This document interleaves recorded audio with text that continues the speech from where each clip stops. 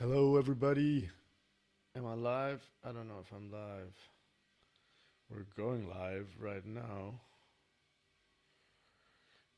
Bang, bang. Insta live. Here we go. Are we live? Yeah, we see some people over here. This is interesting. This is very interesting. Awesome, awesome. This is my first time doing this, people. Bear with me. Have some patience. I was hoping to be able to share my screen, but what up, Elise? I failed at getting my technology set up as good as I wanted to. But let's see.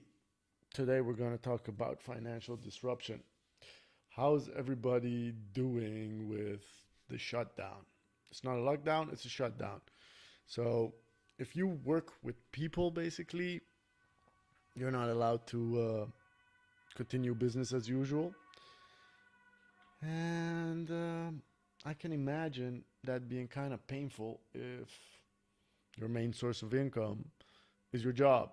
So you're not loaded, you don't have a bunch of real estate that's giving you passive income, you are not a trust fund baby, you're just a regular Joe like me, and you need a steady income to be able to provide for yourself and maybe even your family. And how do you say it? A lot of us are getting disrupted right now. Um, I guess this is the Amor Muto Discovery, where we discover how we get through the hard stuff in life. Today's topic, since I cannot have guests, I'll be sharing, is the financial disruption that a lot of us are going through right now. And as a part of the show, the discovery, I think it's all about sharing the tough stuff in life. And right now, the tough stuff in life is this whole financial situation. What I hope to share with you guys today is um, one, my little anecdote of what I went through financially. I call it flatlining. Like some people have experiences with burnouts, like physically, emotionally, mentally. But you can also have a burnout financially. It's not basically a bankruptcy, but you reach a point of like despair that you don't know what you're gonna do, where the next month is gonna come from, and how you're gonna get through it. Um, and after sharing my story, if you feel like commenting, sharing your own story, please do, because I would love to have your input and hear your ideas about how to get through this. But at the same time, I've also prepared. I basically reflected on what I went through when I was in this crunch time, how I had to basically buckle up and get my finances in order. So let's rewind to a couple of years back. Um, I was just breaking up with my ex. We lived together, and I was investing a lot of time and money in a business that I called Shellbell, and it was a technological startup. I was trying to file for a patent to basically make an adapter for your intercom. So if you live in an apartment, you usually have a little telephone next to the door that when somebody rings the door downstairs, you buzz them in.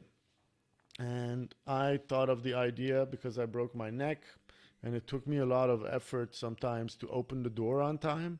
It's like it would be nice if there was like some type of adapter that you could upgrade this intercom system with, so you could hook it up to your Wi-Fi. Hello, Dick. How nice you joined us tonight. How you doing, buddy? Dick is a good friend of mine. He's making sure Schiphol still runs, so they're fighting a good fight over there. Lots of interesting projects. But let me not get too distracted by Dick just waving a little bit. Um, Basically, what happened with the business, with the Shell Bell, I had a technical partner. I was investing a lot of my time and money in filing for a patent and developing a prototype. And at a certain point, my partner pulled out. He wasn't interested in pushing the project further. And I also did not get the patent. So basically, my whole business plan was done in like a month or two, and I was left with what am I supposed to do now? Because I had some prospects of gaining income. So basically, my financial situation went from earning not so much money and investing my savings into a business to seeing that investment evaporate, not paying itself back, and all the effort and time that I put in it was useless. That was a tough time. It was a really sad period because I also just broke up with my ex. It was a tough time because it was basically I had a bunch of my eggs in this basket and the basket wasn't worth much anymore. And yeah, I was pretty down. I would say I felt defeated. I felt like I wasn't worth much anymore. And I also was wondering how am I going to provide for myself? This whole shrug, this shoulder situation, like I don't know what to do. It lasted for about 2 weeks, mostly me laying in my bed being depressed and looking at the ceiling. I can draw you that ceiling inch by inch because I spent a lot of time observing it. But after a while realizing, okay, this is what it is, that's those savings are not coming back, that patent is not coming come true. The business is not going to be a business. It's best to let these dreams go. We got to figure out what's next. And at the moment, I did not know what would be next. And I think that's what's relatable to the situation we're in right now. We just got a little update from our government that we're going to prolong the situation for another month. And that means everybody who is in the tourism industry, is in the hospitality industry, everybody who needs face to face for their revenues, they might be in a tough spot financially, not sure whether they'll be able to gather enough funds. And of course, we do get some support from the government, but what are we going to do? What are you going to do? That's why I've reflected on what I did back then. And I think the first thing, the most important thing to do is not a very fun thing to do, but it's a very empowering thing to do. And that is to get a really, really clear sense of what your cash flow is looking like and how to downsize that as soon as possible. So it's not complicated. All it takes is a piece of paper and a pen, or if you're more comfortable on a computer, a little Excel document.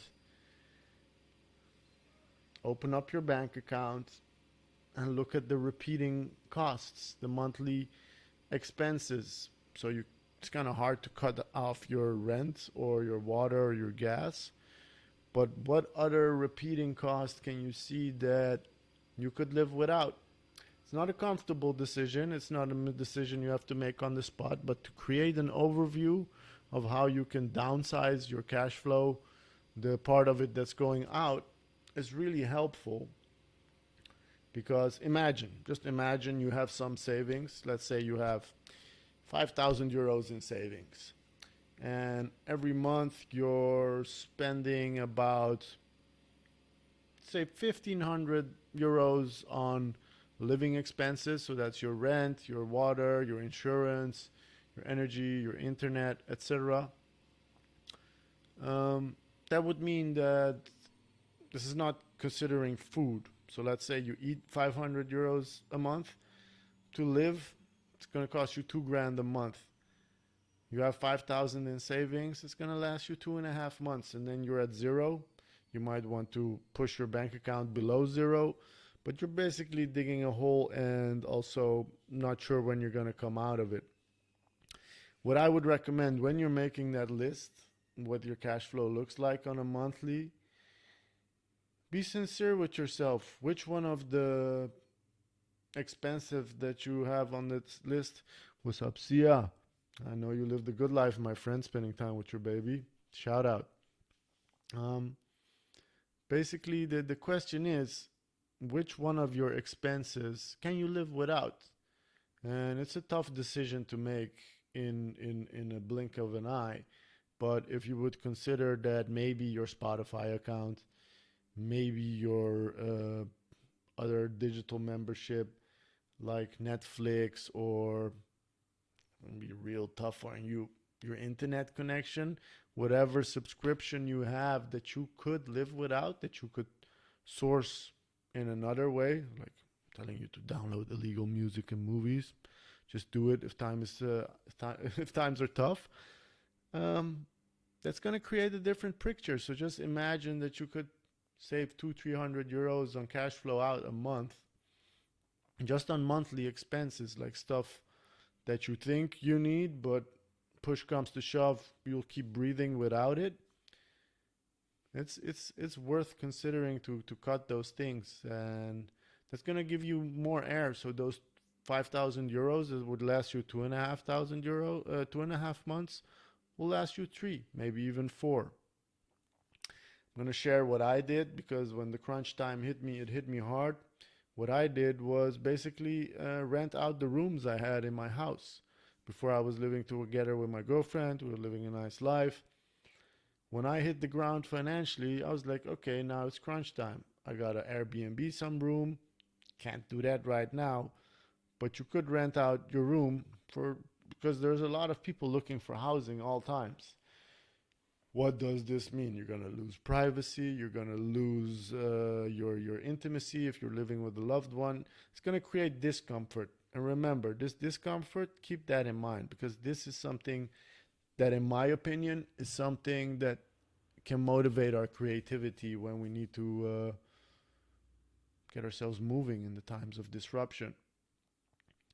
Second part, second tip I have. So you've done it. You've like cut your Netflix. You got your Winamp running again, playing old MP3s, and maybe you've got some CDs using those. What's next? Usually we consume a lot. The amount of stuff we put in ourselves. Food is a big expense on everybody's list, and basically bringing that down to a bare minimum is also very uncomfortable. It's not gonna make life, how do you say it, as luxurious as you would like it to be. It's gonna create a lot of discomfort, but fact of the matter is, a big part of the world is living on a very low budget daily. People are living for $1 a day, some places $5 per month. So imagine that we spend €3 on a coffee. Maybe we can do without coffee. Sia says go vegan. This is a good point actually. Being vegan means buying veggies and rice or pasta, and you can cook with spices. You do not need fancy vegan products like Beyond Meats or sausages or all these things. You can basically get all your nutrients from eating beans and like things like peas for your protein source. And this is the most important part of this topic. How you consume food is you got to stop eating out. So right now we cannot visit restaurants. So that's done for you. You can save money that way easy. But if I look outside, I still see a lot of Deliveroo and like food services delivering food, which means we're still spending a lot of money on food that is not cooked by us. And let's be honest now, at the moment, nobody's sitting in traffic for hours. Everybody's home, so you can cook. Cooking yourself is going to save you so much money. And cooking yourself is also a great way to really feel that discomfort that we just created by maybe skipping away the luxury services that we were enjoying or that we put somebody else in our house. Gives you time to sit with it, and it's very therapeutic to cook. Lets you connect to yourself, but maybe you can pick up the phone, talk to people about what to do next, because this discomfort combined with the fact that you have to sit with it, you are not allowing yourself to be distracted by, let's say, TV. YouTube is free, but Netflix can take you into a mode like you're not paying attention to your own life. You just zone out and you go somewhere else. Instead of doing that, really connecting to yourself and really sitting with that emotion of I'm stuck, I'm stuck, I'm stuck. What am I going to do to get out of it? Instead of maybe buying a six pack of beers, you're just drinking water and you just put a slice of ginger in it and you're staying focused on how to get out of this situation. And I don't know. So far, I've given you two options, which both have to do with downsizing your expenses. I don't know how everybody feels about things like that. So please drop a comment if you've ever gone through a period that you had to cut some expenses, if you feel like that's bullshit, or somebody saying, ask your mom how to make your favorite dish and try. That's actually a really good one. Takes me back to the memory, the fact that when I was growing up in Holland, we didn't have much money. So I know that a whole family can live off 50 euros of groceries per month. But what that means is that you gotta cycle to the market and buy your veggies there, that you know that some products are cheaper at the Lidl than at the Aldi. So you buy whatever you need in your week, not based on your convenience, but you know what is priced better where.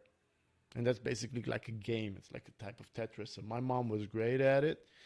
And we would spend the entire Saturday cycling around town and like buying what we needed for as cheap as possible. That made it possible for us to eat well because we just bought the ingredients, not the ready-made stuff or the half products, and we knew where to go for what. And then cooking your own favorite dish is amazing because it takes you back to a good state of mind and also creates a nice conversation with your mom. And who knows, if you keep the 1.5 meter distance, you might be able to share the food. Just pass somebody some Tupperware, have a chat. Um, I guess I'm arriving at the last point of my 3 tips for how to deal with financial disruption. When I put out the little poll asking people who is right now financially disrupted by the situation, about 15 people responded, and about 11 people are financially disrupted at the moment. So we've got people whose income streams are drying up, who are running low on cash influx. So far, I've been telling you about how to um, decrease your outflow of cash. And the last topic I have, I call it the humble hustle. So you might be, let's say Elise is here. Elise, I know you do massages, and right now it's not allowed to do massages. That sucks. And how can you still make money? That's the question. I know people who are working right now are the guys in the Albert Heijn and all the supermarkets filling the racks, the places that still, how do you say it, serve coffee maybe even. Basically, it's figuring out what can you do at this moment. In my experience in my past, when I hit rock bottom, I just had to get a job again. Yeah, Elise says zero income. I know, baby. It sucks. It's taking a big toll on all of us. And I'm curious, do you have any ideas? I know you could be great at a lot of things online, but it's definitely a shift in our mindset. Getting started with getting clients online when you can't do massages. What's Sia saying here? Remember when you were a kid and you had 10 euros for the entire day or work? You would try to prioritize your needs, often based on the price as well, and Tetris as much you can in 10 euros. Wow, yeah, Tetrising the 10 euros definitely. This is a good one. This is basically I got 10 bucks and I'm gonna make it last as long as possible. And that's basically what is important, what is urgent. So if you look at your monthly cash flow list, what is important, keep that. If something's not urgent, Maybe you don't need it.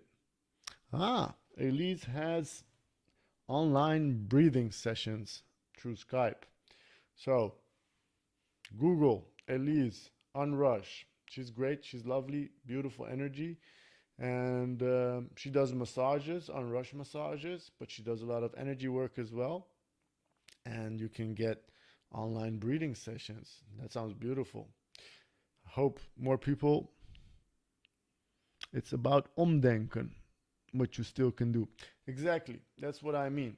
So I think the I'm just brainstorming out loud. Something like a call center is still running. Maybe you don't feel awesome to do call center work. I myself wouldn't feel awesome, but I know Dick, for instance, who's like a top manager. He works like for crazy money. You don't want to pay him. He costs so much money. But when he doesn't have a project, he's just joining a call center. He just enjoys being amongst people. This part that we're isolating ourselves right now, I think, is the hardest part of this whole measure. So we've got the despair of where am I going to get my money from? That's a disruption. But what my friend Kuhn was mentioning today, there's this internal thirst, hunger for being in touch with people. We're social animals, and right now we can't do that. And that's creating a bit of a itch, sort of a cramp in our system. Like, I know there are people around, but we got to stay away from each other because it might be dangerous for some of us. And I think everybody's putting in a great effort, keeping the social distance. And at the same time, we just got told it's going to last another couple, 3 weeks. They added to the situation. Here's my question to all of you. Right now, we got told it's going to last another 3 weeks, so it's going to be till the end of April. If you're really, really honest with yourself, how long do you think it will take before you're back at earning what you used to earn? Sit with that thought for a second. If you have an idea, how many months from now, what month will you be able to earn the income that you used to? What do you think? I myself, let me see, right now it's beginning of April, March, no, March, April, May, June. They already mentioned June for a second. Maybe. I think the build down of the measurements will be around July, maybe August. Doesn't sound great, does it? So that's like another 2, 3 months. How are you going to create a better situation for yourself if you know that your current business model is tied up for the coming 3 months to zero? And then after that, maybe it might go. But we don't know how people are going to react if the whole thing is going to create some type of fear that makes it hard for us to like go back to the social places. Before knowing what to do, what's up, Jyoti? Elisa says at least 3 months later from the end of April. So April, May, that's one. June, that's two. July. So we're talking about the same thing. Until the end of July, August, all of us who are feeling a financial crunch at the moment are going to keep feeling it. So the first two measures that I was talking about to like downsize your expenses. Sia is saying just sign up to do Deliveroo, Uber Eats, or PostNL work. I think that's a fair job right now. They're well busy. It's true. It's a way to get money. Maybe even you can see what you can do cooking food from home, having people pick it up. What I'm hearing a lot is that we are getting told to take care of each other. So the community connecting to each other, exchanging services, Could be something. I don't know if you're great at cooking. I don't know if you like cooking, but hey, if you spend 50 euros on groceries and you're able to flip it, cook for yourself for a week, but also make your potato pie and sell that for, I don't know, let's say you make one potato pie and you can sell it for €2 a slice. There's 10 slices in there. You can make 20 euros and you spent like 5 to 8 euros on ingredients. That 12 euro is going to go into your pocket. And it's kind of hard to think like grinding it like that. But if you consider that for 3 months, your income is basically zero,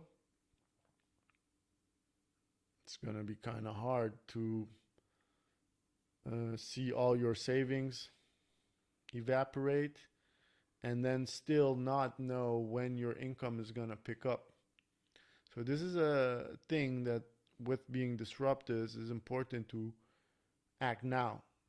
Every day you postpone this situation of checking your expenses, knowing sure what you can skip on, what's not necessary. Maybe you can ask your neighbor for Wi-Fi because he's got deeper pockets than you.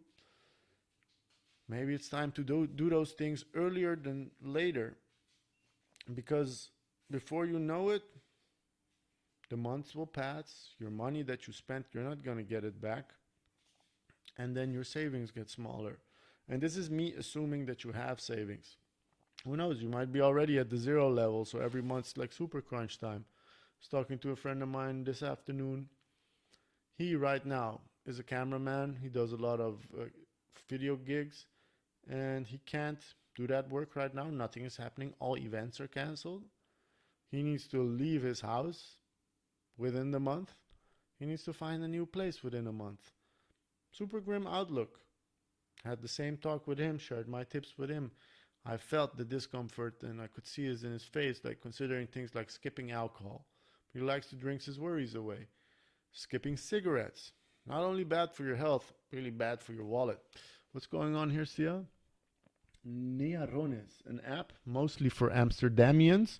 Amsterdamians unite, where you perform services for people who ask it. What type of services? Yeah, what are we talking here? Is this like a legit situation or is it a services type of deal? Like the digital form of the goods and services board at the Albertine. Ah, that's interesting. Nearones. I'm gonna write that in big capitals. Nearones. That's a good shout, buddy. Boom. Ah, near ones. Now I feel super stupid. Near ones. Boom. Near ones. It's legit an English word. Thank you. So that's actually a good thing to know that there are platforms online that you can offer your time and services to your neighbors. People who everybody's correcting me. I suck at the near ones. I'm sorry. I'm sorry. Forgive me. So I like this. You could help people offering services, make some money on the side.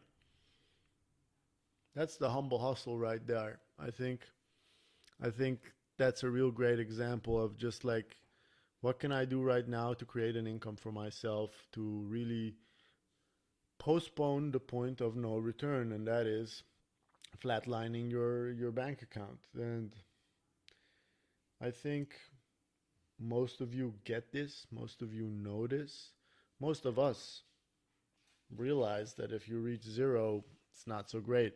But I think I'm kind of here to rub it in your face that this whole financial disruption situation really requires us to act now. Like, if you do not cut your expenses as soon as possible, you're going to reach the point where you run out of funds earlier. Loads of people are scared of leaving their house for grocery shopping, for instance, and ask somebody, I'll do it for them on the app. Yeah, that's true. I think a lot of people are afraid of leaving the house I went to a shop and I'm in a wheelchair, and this whole playing Pac-Man inside the shop is insane. I think it's just uncomfortable to do shopping, and a lot of people know it. So offering that as a service is definitely a humble hustle. Yeah, I completely agree.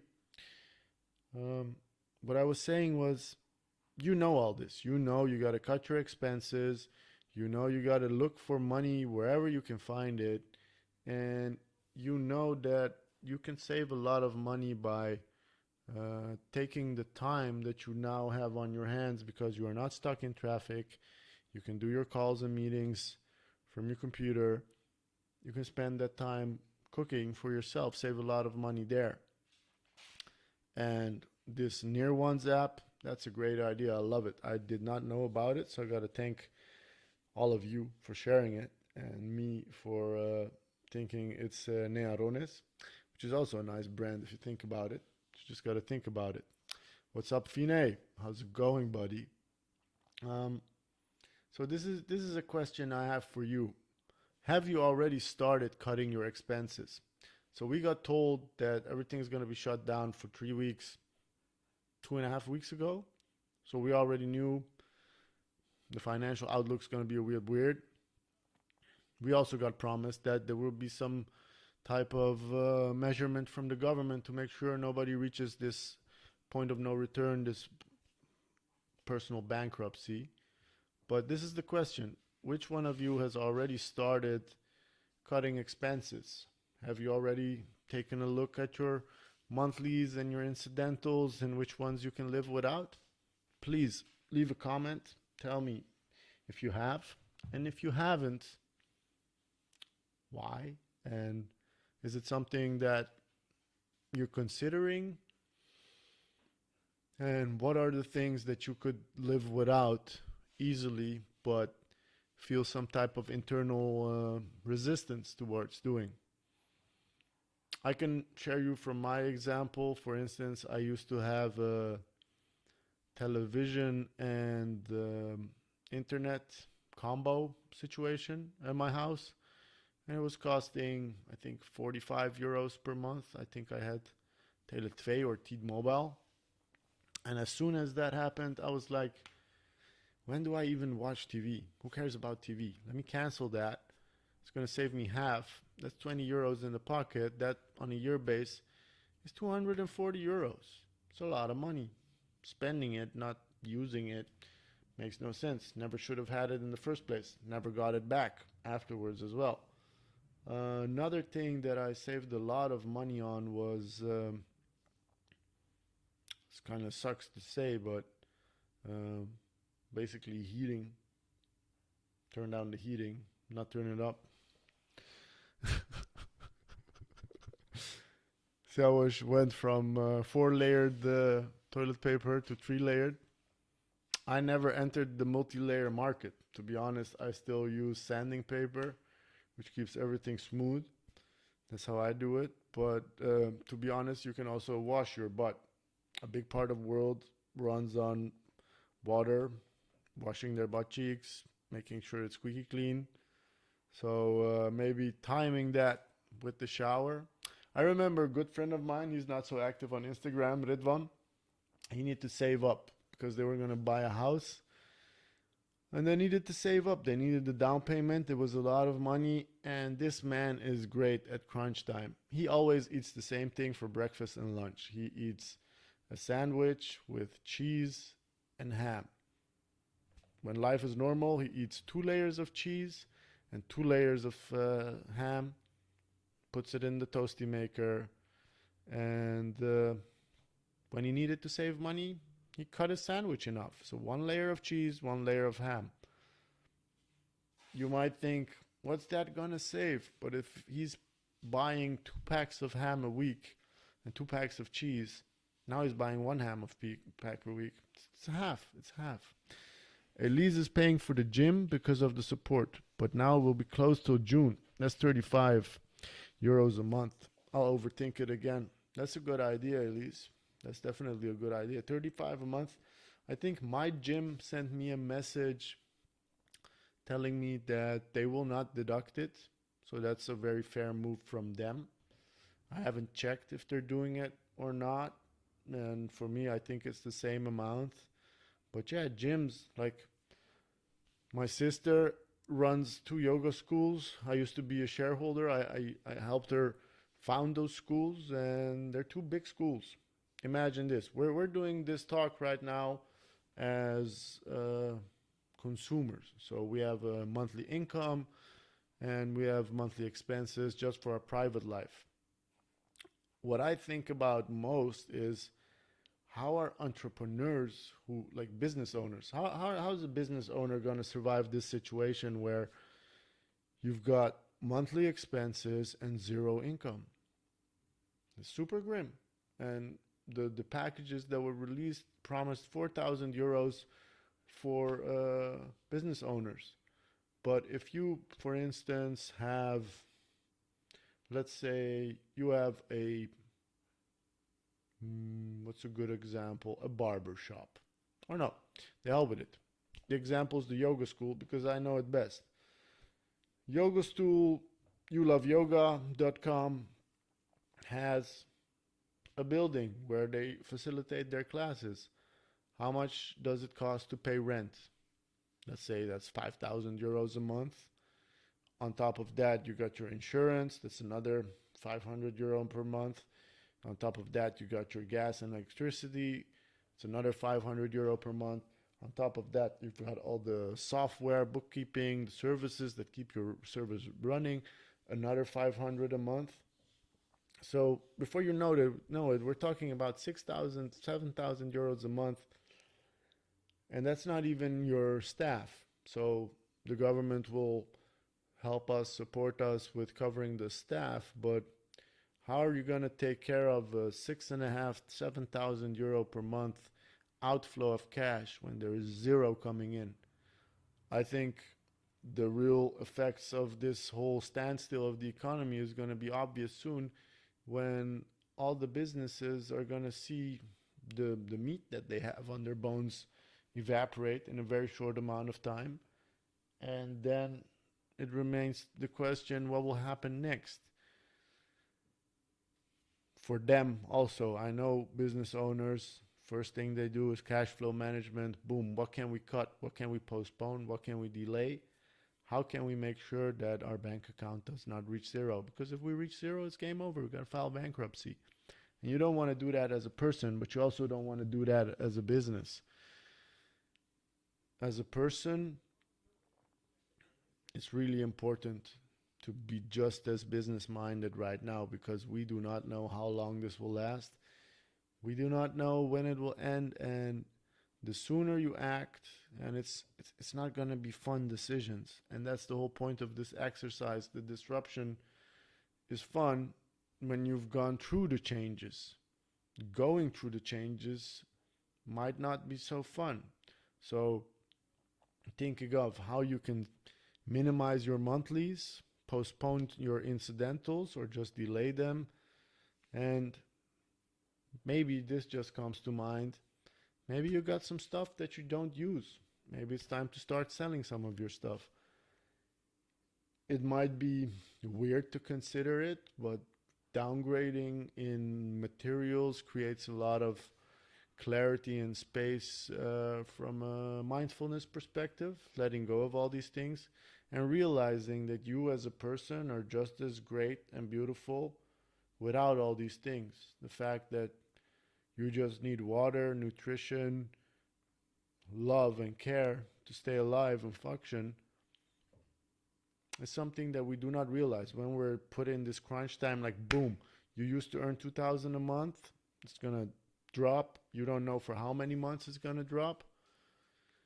Creates this sense of like something is not right. But this sense of it not being right, where does it come from?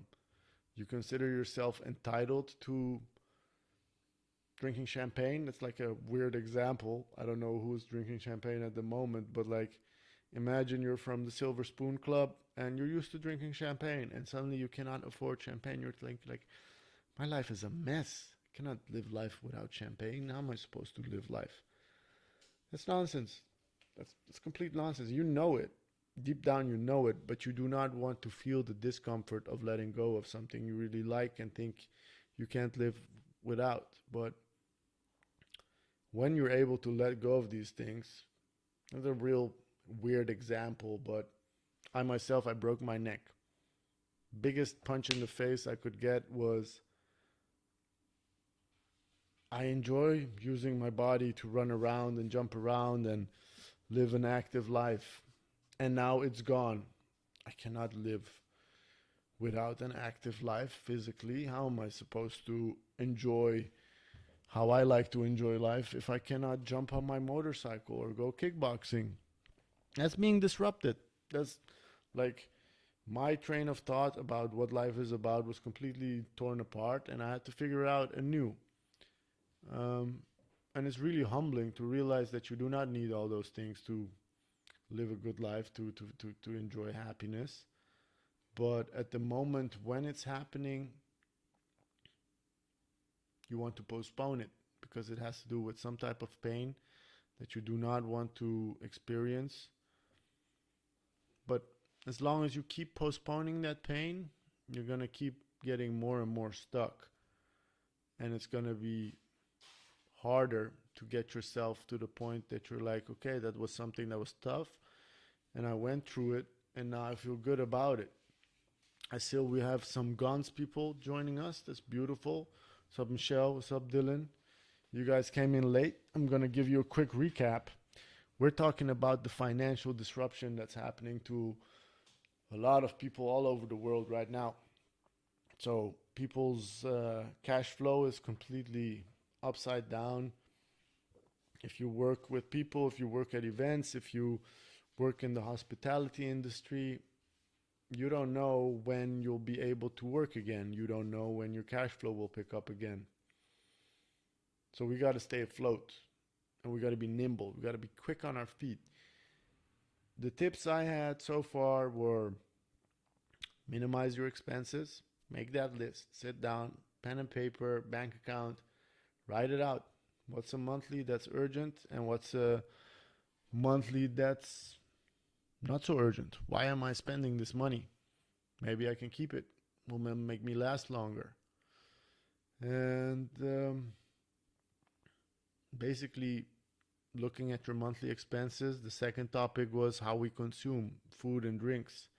How can we make our dollars last longer? So, doing groceries at places that are more affordable, cooking more ourselves, buying half instead of buying half or end products, making your own pasta.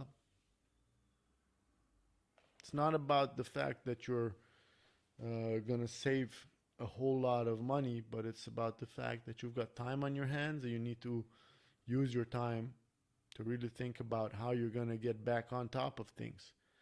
Figuring out what to do next is something that you do not do while streaming or scrolling or watching me on Instagram. You do it by sitting down or standing up and really focusing. Sia keeps mentioning changing the eating patterns, and I completely agree. Like, I remember when I was a student, I would live off noodles, Indomie. A pack costs, I think, like 30 cents or something. And then I would buy frozen peas, and I think I would also throw in some other veggies. But basically, I would have like 3 or 4 different types of frozen veggies and the noodles. And sometimes, if I would treat myself, I would add an egg. And it might sound weird because we're all grown up and we're like living on our own. But if you can consider that you can live for about, like, food wise, for about 250 a day, that's what people spend on coffee, and you have like 3 coffees a day. So that's gonna have an impact. Add that up. You're spending how much on food every day? If you could give yourself a budget, if you give yourself a budget, kind of might feel like you're constrained and you feel bad about it. If you accept a certain type of challenge, and maybe this is something we can do together because we're all in it right now. I challenge you to let me show you how much I can make this 10 euros last.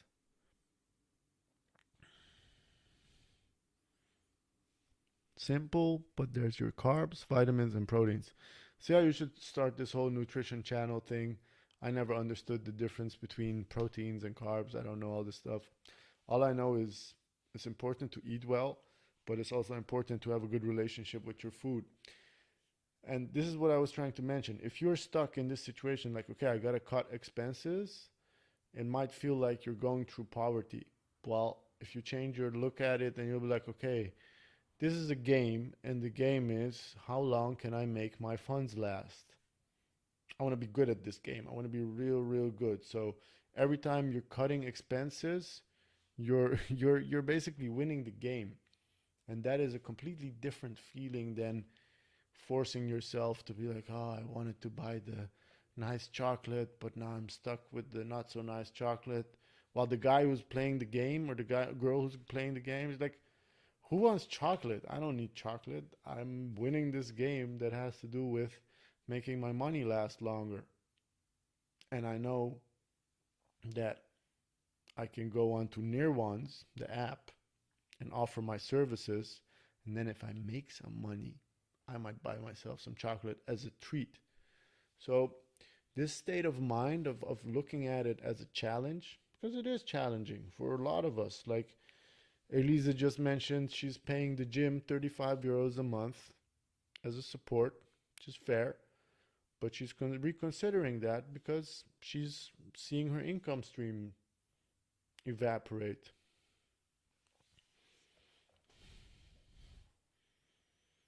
Ah, so what Siam means is that you do not need to eat. What's it called again? The mm, I forget the word. There's this haute cuisine. You do not need to eat haute cuisine every evening. You can eat simple food, cook it yourself, add some spices, and be on top of this game that has to do with minimizing your expenses. That's one side of the game. And I think food is a really important part of it because it also helps you with your mental health. You're spending time on your food. And basically, it's good for morale. The other part of it was the humble hustle, getting some type of income going. Because if you're, for instance, entertainers, I know Luan, for instance, he writes poems on Facebook every day. This guy has gigs. All his gigs got canceled. He does not know when his gigs will come back online. We're also stuck in the situation of social distancing. It takes a humble person to be like, okay, my skills are to entertain people. All the ways that were providing me money for doing that are shut down at the moment.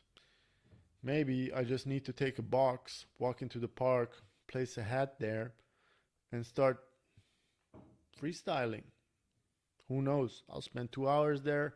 I'll polish my skills, make sure that I are still on top of my game verbally, and maybe somebody who's generous will drop 2 coins in there. It's the ego, it's the pride part that's like, nah, I shouldn't be doing that. I'm here. I don't want to go there. And like we were saying, the call center is a place that might be vacant. The delivery services might be something that's available. I know if you're willing to work, there's always work to be done. But thinking that some type of job is below our standards, I'm too good for that, that's the part, that's basically the part that is going to make you reach the end of your wallet and look at it and be like, damn, I should have started this sooner. Because the stress that you experience when you really flatline your bank account, when you're like, oh, I might make that, might, I might have to make that call to my parents and ask them for some financial support. Not a great proud moment, and they'll gladly help you. But I think all of us have the capacity to buckle up and grind, and maybe even create a situation that we can help another. So for today, I feel like I've been able to share what I wanted to share about hitting rock bottom financially, being disrupted, and shifting your mind state about how we experience ourselves with lower incomes and less to spend. And these things should not, they might, but you can change that, how they affect you as a person. And I think looking at it as a game, the game right now is spend as little as possible, earn any buck that you can see. And this game consists out of trials and errors. You might make some shitty meal because you thought you found some cheap product that's gonna last for long, but it wasn't as tasty as you would think. Or you might think you found a gig and it didn't pay that much, or it was way too much effort. The game, the game is called trial and error, but beginning the game is gonna get you way ahead than waiting for the game to start because it's already begun. We don't know when it's ending. The whole world order is changing, the economy is shifting, the recession is coming. Are you ready to still enjoy life? That's the question, and I think you are. And I hope the tips I shared with you will help you enjoy life. So I'm gonna end the stream in a bit. Let me ask, anyone has comments, requests, any question, please shout it out. Then we'll wrap it up in a bit and I'll see you soon. I think it's gonna be a Tuesday thing, definitely. And more live streams to be added. But I'll be sharing stories about how I've been disrupted. And I think right now the whole world's getting disrupted. So I'll be sharing the tips I have for you. And I hope all of us feel like this is an opportunity to evolve. Thanks, Dylan. Love you, buddy. Hope you're feeling healthy. Yeah, to be fair, this whole COVID thing, it's a real thing. I've got like, my sister has it. She's almost recovered. My dad has it. He's not recovering yet. He's taking it slow. I think Dylan and his girlfriend has it. Mobin had it.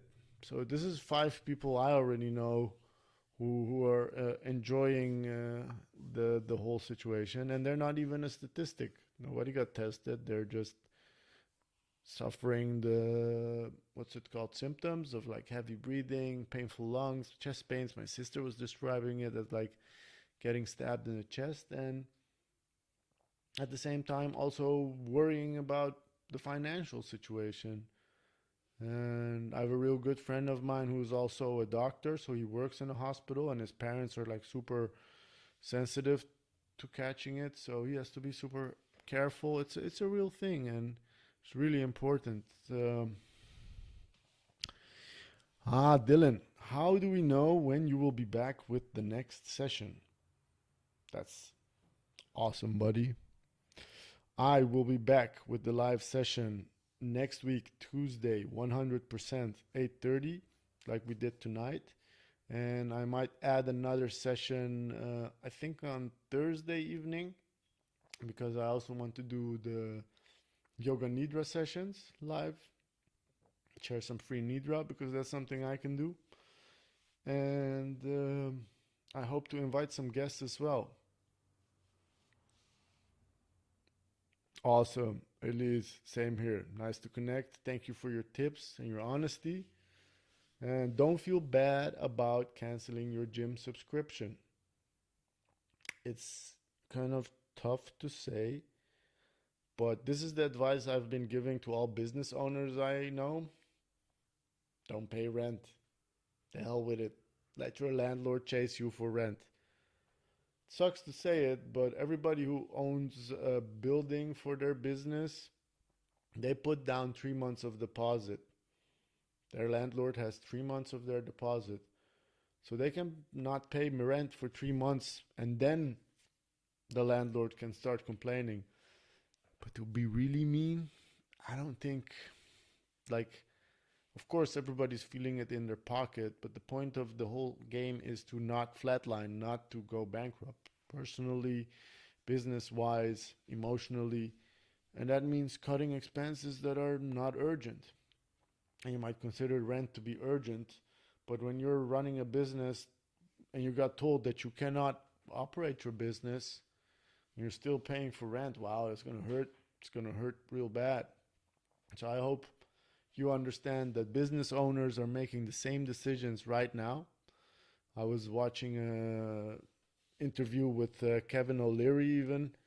This guy is like invested in about fifty companies, and he's sitting with the board having meetings with 10 CEOs at the same time, telling all of them just pull the plug on whatever payment you're doing. Just pull the plug, let them come knock at our doors. And that's a tough decision to make and a bad thing to share with people, but if you do not make this decision ASAP, the chances are that your business will go belly up pretty soon. And you as a person, if you look at it from a cash flow perspective, aren't that much different than a business. You gotta watch your cash flow. So where you can save money, you should save money. Where you can earn money, and it's really hard right now. So many businesses are shut down, but I heard great suggestions. What's up, Geo? Curacao, complete lockdown. Curacao, its economy runs on tourism. No tourism right now. A lot of people are feeling the pain right now in Curacao.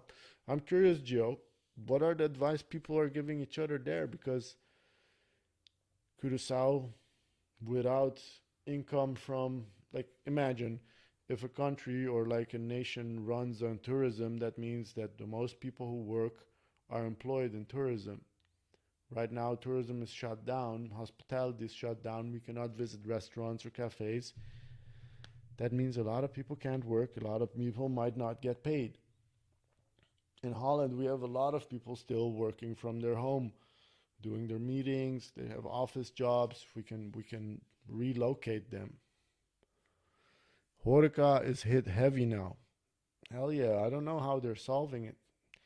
I have not fixed that puzzle yet. I don't know how we're gonna fix it, but all I know that imagine you're a mom of two and you work in a restaurant. All flex workers are pretty much laid off. Yeah, boom, there goes your income. You do not have a job anymore. How are you gonna manage? Step one, grab that bank account, look at the expenses, cut all the things that are unnecessary.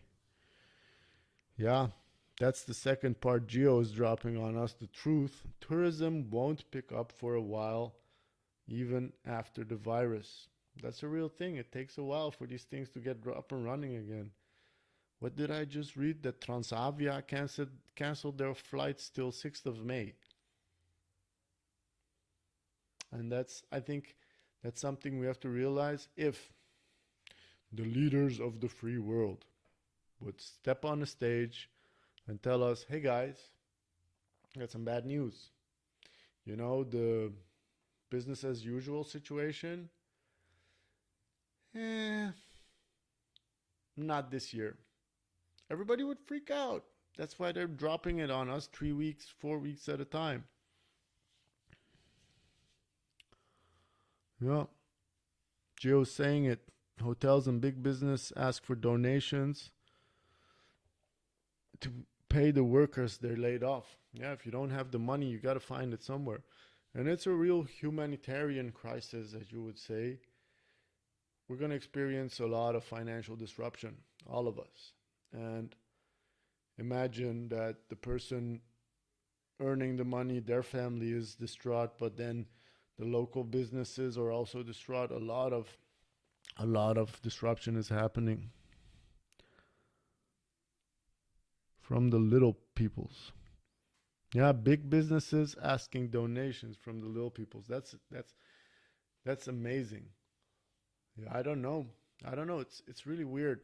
Like, I watch a lot of financial news, and the